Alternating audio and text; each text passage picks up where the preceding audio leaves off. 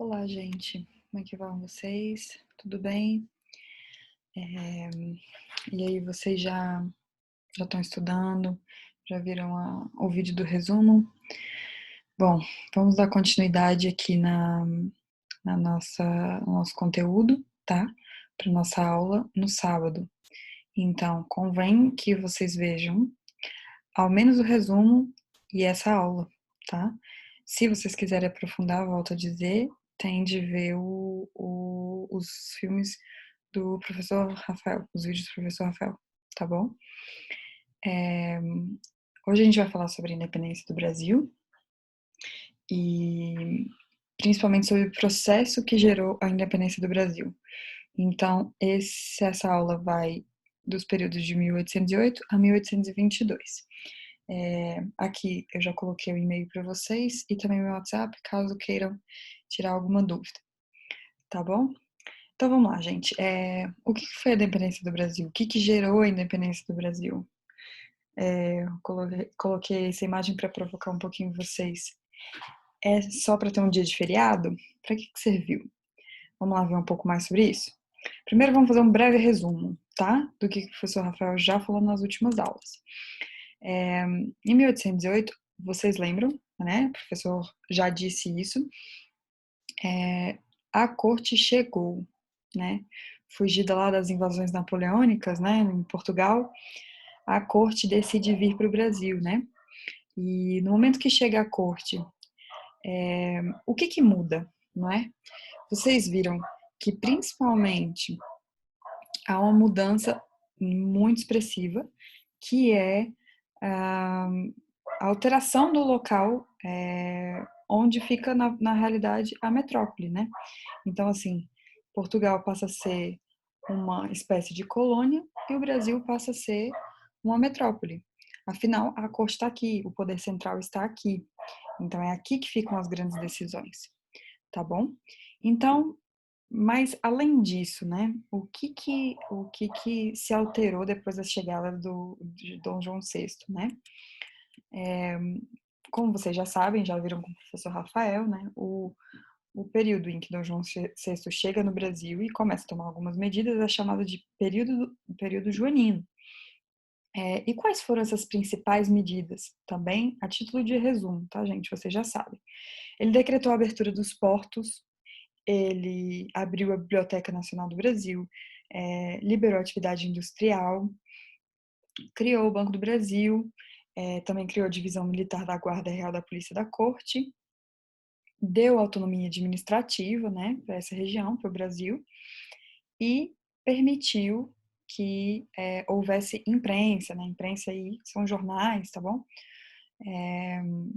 Ainda não existiam revistas, né? Mas todos os tipos de jornais, os jornais diários, os jornais panfletários, tá? Todo tipo de informação impressa e distribuída, tá bom? Então, isso é só um resumo, vocês já sabem. É, Mais sobre isso aqui tá lá na aula do professor Rafael sobre a chegada da corte portuguesa no Brasil, tá bom? Só para fazer uma lembrança aí. Bom, enquanto isso, o que que acontecia em Portugal? Gente, Portugal estava lá renegado, estava sem a corte, perdia aquele status de metrópole, né? Que agora, já que a corte estava no Brasil, então já não tinha mais aquela mesma graça, né? Então, enquanto isso, o que que acontecia em Portugal?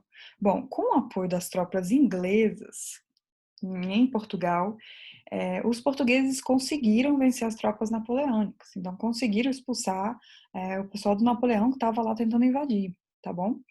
É, Só que, como eu disse para vocês, o status de Portugal mudou, né? Eles estavam com muitos problemas econômicos, né, gerados principalmente aí por esses custos da invasão, né? A gente tem que pensar que toda guerra, todo conflito, ele tem custos muito altos para o país, tá bom, gente? É, então, ele tinha problemas econômicos grandíssimos por conta desse embate, né? Dessa luta com as tropas napoleônicas e principalmente, né? A cidade de Lisboa e do Porto, que são aí até hoje, as duas principais cidades de Portugal,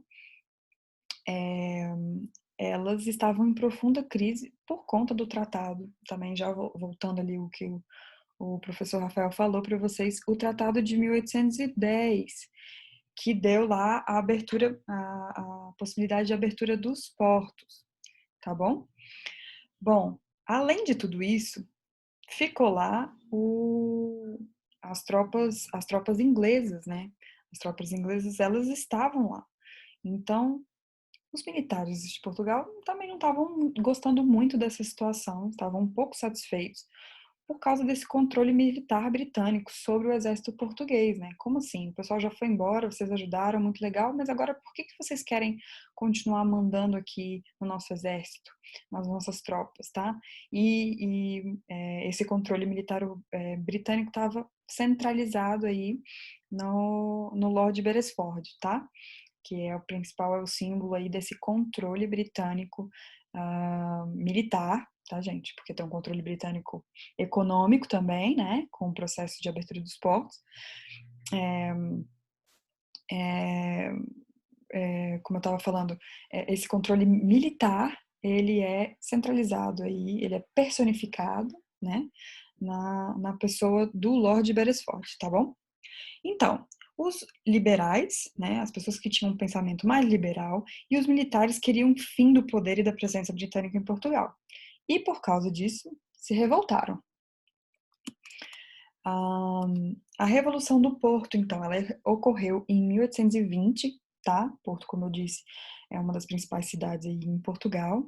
É, esses líderes, né, dessa revolução, desses manifestantes, né, que eram principalmente os liberais e os militares, as pessoas que estavam insatisfeitas com essa condição de dependência de Portugal para com a Inglaterra, então deixaram de depender das tropas napoleônicas, né, por conta dessa investida, né, desse perigo militar, desse perigo de invasão, para depender economicamente e aí, militarmente da Inglaterra. Então, esse pessoal não gostou nada disso, não é? Os seus líderes, então, ao fazerem a revolução, eles decidiram que era preciso redigir uma constituição, definir por leis como é que as coisas andariam a partir de agora, tá? Eles exigiam também, rapidamente, que o Lord Beresford fosse embora, voltasse lá para a casinha dele, né? O afastamento dele aí desse controle militar das tropas portuguesas, queriam o regresso da corte.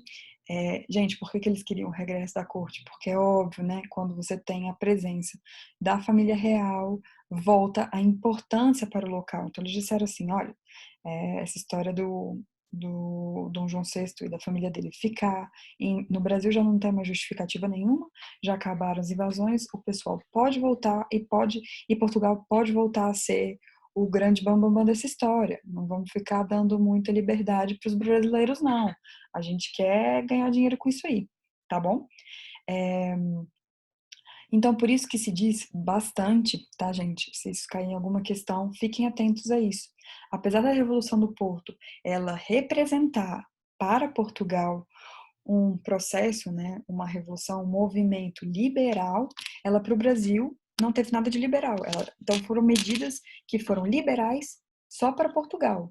Não, essas medidas não não foram liberais para o Brasil, foram medidas muito pelo contrário, foram medidas autoritárias, tá? Eles queriam o restabelecimento do pacto colonial, não é? Aquele acordo de 1/5 daquilo que era vendido, que era exportado, tinha que, 1/5 desse valor, dessas vendas, né, tinha que ir para a metrópole, tinha que ir para Portugal, e queriam anulação da autonomia administrativa do Brasil, ou seja, eles queriam, na verdade, que o Brasil ficasse menos autônomo possível, menos independente possível, para que Portugal voltasse a ter o controle desse império, tá bom?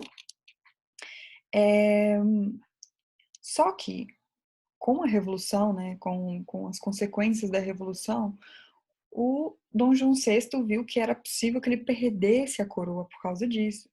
Então, o que ele fez? Ele decide voltar, mas para não perder esse vínculo com o Brasil, né, principalmente econômico, e aí da produção dos nossos produtos, da nossa matéria-prima, né, dos nossos produtos agrícolas, o que ele decide? Ele decide deixar o Dom Pedro, que era o filho dele, né, o Dom Pedro I, como príncipe regente do Brasil, para cuidar das coisas aqui, enquanto Dom João retornava, ficava lá em Portugal, deixando a corte um pouquinho mais calma. A corte não, desculpa, os portugueses, os revolucionários um pouquinho mais calmos. Essa imagem aqui eu coloquei porque ela é bem representativa e pode ser que ela caia para vocês. É muito interessante ver que essa senhora que está no meio aí, a única mulher que é possível de ver aí no meio, né, com a espada aí para cima, representando toda uma altivez, uma postura de sua boazona. A mulher é sempre, a revolução é sempre representada pela mulher, tá, gente? Isso é muito interessante. Então, essa é a revolução. É ela que está indo contra ali as tropas britânicas, tá bom? Contra, digamos assim, a dependência que Portugal tinha da Inglaterra, tá bom? Por isso que vocês veem também em alguns militares e liberais portugueses levantando as bandeiras da Constituição, né? Todas aquelas coisas que representam a liberdade, que representam a autonomia de Portugal, volto a dizer, de Portugal, tá? A Revolução do Porto, ela foi liberal para Portugal, mas foi muito autoritária para o Brasil, tá bom? Ali também a corneta sendo tocada, né? A corneta tem essa, como pelo anjo, né? Tem essa questão da liberdade, da renovação dada e oferecida aí pós-revolução, tá bom, gente? Vamos lá. A seguir eu coloquei aqui um esquemazinho para vocês darem uma olhada, né? Então a Revolução do Porto ela foi inspirada na Revolução Francesa, ela é burguesa, ou seja, ela tem aí muitos interesses econômicos, tá? Ela é liberal para Portugal, como eu falei, autoritária para o Brasil, acabou com o absolutismo em Portugal, né? Aqui do lado a gente já vê essa imagem da, da Assembleia Constituinte, tá bom? Ao lado da Assembleia Constituinte de Portugal, tá, gente? Estou falando tudo aí em Portugal, tá bom? Exigiu o retorno do Dom João VI, mas também de toda a corte. A gente vai ver um pouquinho mais para frente que também exigia o retorno de toda a corte, não só do Dom João VI, tá? Quando o Dom João VI deixa o filho dele, Dom Pedro, como príncipe regente, a gente vai ver que o pessoal de Portugal também não fica satisfeito com isso, não gosta de Dom Pedro ter ficado, não vai gostar de Dom Pedro ter ficado, gostariam também que Dom Pedro tivesse retornado, né? Então, o Dom Pedro, junto com a aristocracia, fica junto com a aristocracia rural, né? E se transforma aí no príncipe regente, tá? Como eu falei aqui, a outra imagem representa aí a Assembleia Constituinte de Portugal, tá? Após a Revolução de 1820, tá bom? Revolução do Porto, porque ocorreu na cidade do Porto, tá? O nome da cidade é mesmo O Porto, tá? Vamos lá. Então, agora voltando para o Brasil. Bom, Dom Pedro fica, né, como regente, e aí o que acontece? A primeira coisa, o Partido Brasileiro, que era um partido formado por fazendeiros, comerciantes e portugueses que tinham negócios no Brasil, ou seja, portugueses que tinham interesse que o Brasil desse certo economicamente, é, pediu apoio para o Dom Pedro na luta contra a recolonização. Lembra que eu falei lá para vocês que o pessoal da Revolução exigia o retorno do Pacto Colonial, como também o estreitamento, né, o fim dessa autonomia administrativa que o Dom João VI deu quando chegou aqui depois de 1808, tá bom? Ou seja, eles queriam, com essa recolonização, eles queriam evitar o enfraquecimento dessa autonomia, né? Assim, era preciso que o príncipe ficasse no Brasil, e apesar dos desejos dos portugueses pelo seu retorno, o Dom Pedro atendeu os pedidos e resolveu ficar, tá, gente? Então, no dia 9 de janeiro de 1822, esse dia ele ficou conhecido como o Dia do Fico, porque o Partido Brasileiro grande parte dos brasileiros pediram dos brasileiros, aí eu digo, mais uma vez, né, a importância da participação da aristocracia, tá bom, gente? Da aristocracia no Brasil, dos latifundiários, de quem tinha interesse econômico, tá? Interesse, claro, político, mas principalmente interesse econômico. Por isso, a gente pouco vai ver, tá, o envolvimento da massa popular nesses processos políticos aí, tá bom? Então, Dom Pedro diz, né, para sua nação, muito bonito, com essa imagem muito bonita, eu vou ficar, eu vou cuidar do Brasil, no dia 9 de janeiro, tá bom? Bom, depois dessa decisão, depois da decisão de ficar, as tropas portuguesas não aceitam nada disso, porque vem que quando Dom Pedro aceita ficar e aceita dar uma mão e ajudar o pessoal do Partido Brasileiro, né? E ele já tá mais, já é mais brasileiro do que português, né? Ele já vê os interesses muito mais do Brasil do que de Portugal. Então, como é que Portugal atua para poder cessar essa ajuda, né? Essa amizade de Dom Pedro com o Brasil? É mandar ele voltar mesmo, tá bom, gente? Então, o que acontece? As tropas portuguesas querem o príncipe de volta de toda forma, e vem para o Brasil tentar levar o príncipe regente. Aí ele fica muito nervoso, né? E manda o pessoal do comandante ir embora do Rio de Janeiro e, e fala, olha, as tropas portuguesas aqui no Brasil não vão vir aqui para Portugal, mandar embora. As tropas portuguesas, elas têm de voltar aí para Portugal, não vão ficar aqui, não sob esse comando, tá? E diz, eu vou ficar, não tem outra forma de vocês resolverem esse problema. Os ministros portugueses, né, que estavam aqui, obviamente que eram portugueses, porque todo o poder político, né, toda a corte, ela fazia parte da gestão política do país, tá bom, gente?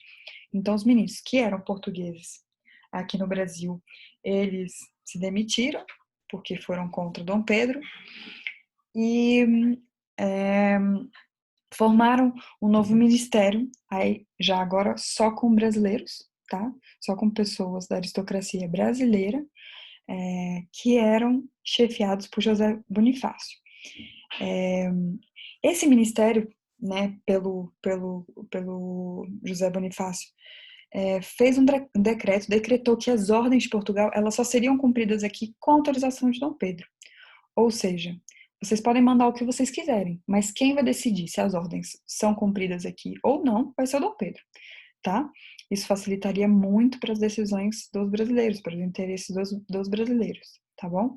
Por isso que o Dom Pedro, nesse período, ficou conhecido como defensor perpétuo do Brasil, tá, gente?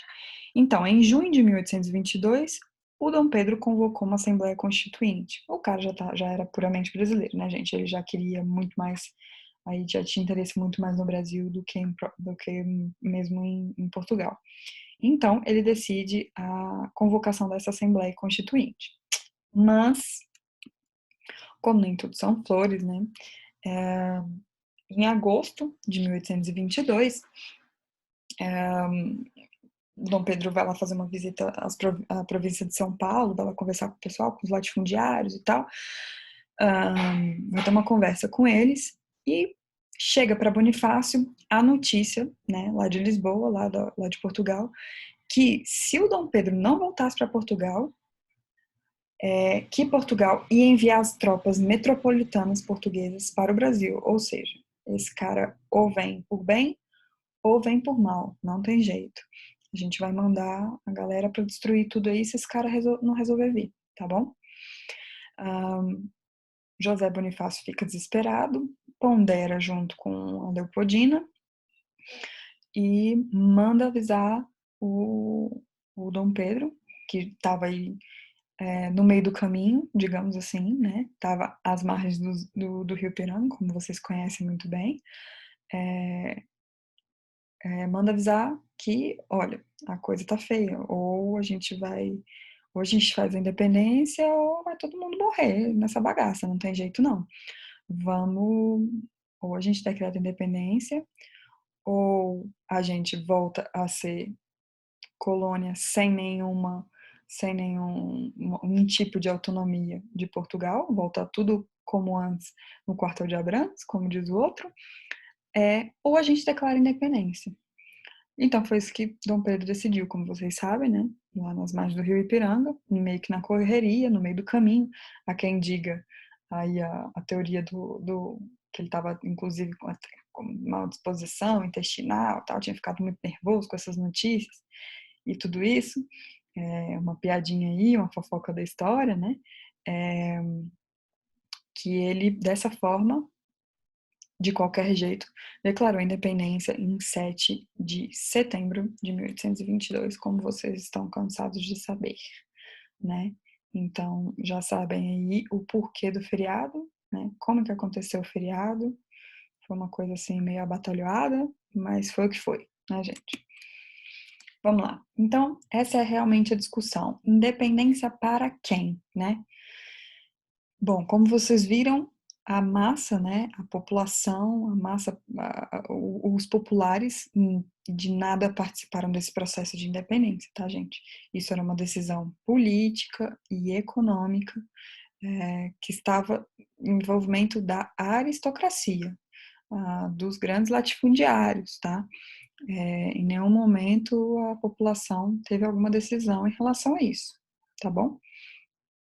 Então, por isso que eu coloquei aqui para vocês, ó, essa independência ela foi dirigida pela aristocracia, não teve participação popular, ela revelou uma dependência econômica, apesar da independência em relação a Portugal, ela revelou depois uma dependência econômica que estava submetida à permanência dos privilégios dos ingleses, né, que os portugueses tinham dado lá atrás, e demonstrou que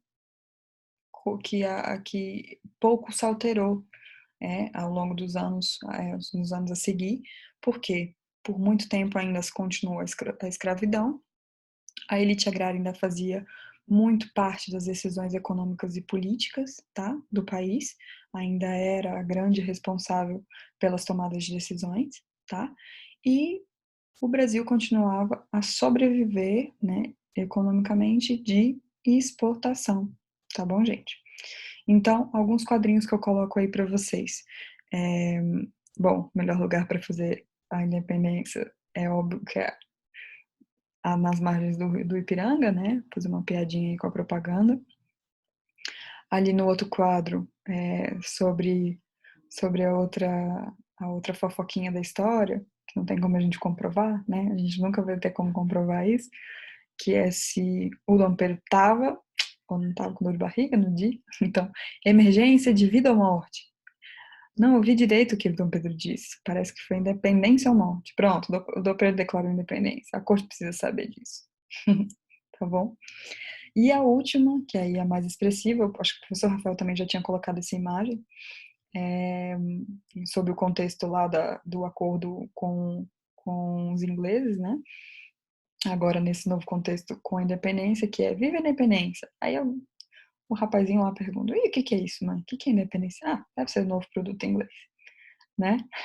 Para mostrar aí a relação de dependência que o Brasil tinha, né, ainda com a Inglaterra por conta das decisões portuguesas lá atrás para sobreviverem às invasões napoleônicas. Tá, gente? Bom, é uma aula mesmo curtinha, tá? Porque só ficava faltando um pedaço. Eu agradeço por vocês assistirem. Lembre-se sempre que vocês têm de continuar estudando, têm de continuar assistindo as aulas e que na nossa aula sábado ela só vai ser possível, ela só vai ter alguma validade, ela só vai ter como é que eu posso dizer? Ela só vai ser aproveitável mesmo para vocês se vocês assistirem essas aulas, estudarem em casa. Ah, professora, eu não consigo assistir aula, eu não tenho paciência para assistir aula, não me dou bem com aula. Então, sentem a bundinha na cadeira e vão estudar, leem os livros que vocês têm, o material que vocês têm. Se não querem assistir às aulas também, as aulas estão disponíveis, esses slides estão também disponíveis no Drive aí do projeto. Então, olhem esse material, peguem esse material para estudar, tá? Se vocês não conseguem assistir às aulas, mas façam um esforcinho. Os vídeos não são muito longos, tá? A gente tem uma média de 40 minutos para cada vídeo, assim, não é uma coisa absurda. Se vocês forem comparar com uma aula sem parar, sem parar, sem parar, eu acharia muito melhor um vídeo.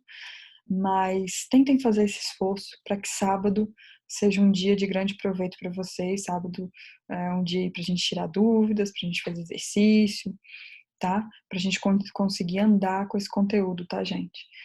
Não deixem de estudar. Se vocês tiverem dúvida, podem entrar em contato comigo. Eu sou super disponível, tá? Por qualquer meio aí que vocês quiserem. Se quiserem me adicionar no Facebook, Instagram, podem ir atrás de mim, não tem problema nenhum. Podem mandar mensagem privada aqui no WhatsApp, podem mandar um e-mail. Enfim, fiquem à vontade. Só não fiquem com dúvidas, tá bom, pessoal? Obrigada e até sábado. E vamos lá, estudar para ter as aulas aí, para a gente aproveitar bastante as aulas aos sábados, tá bom? Um beijinho para vocês e tchau.